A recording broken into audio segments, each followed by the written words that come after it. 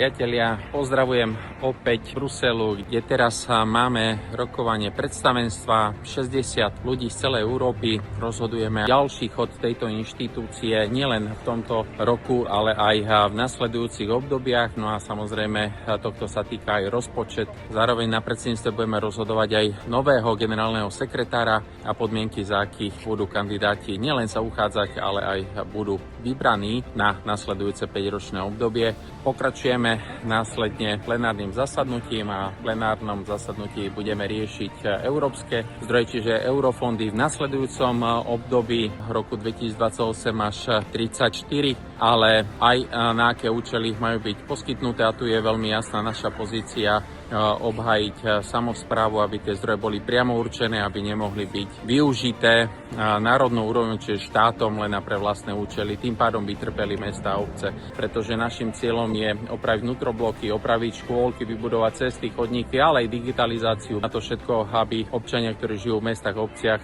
sa cítili bezpečne. No a ešte nás čakajú stanoviská, ktoré sú pred nami, a stretnutia s eurokomisármi, takže niekoľko dní stretnutí, rokovaní a hlavne aj uhájenie pozície Slovenska v Bruseli. Pekný zvyšok dňa vám prajem.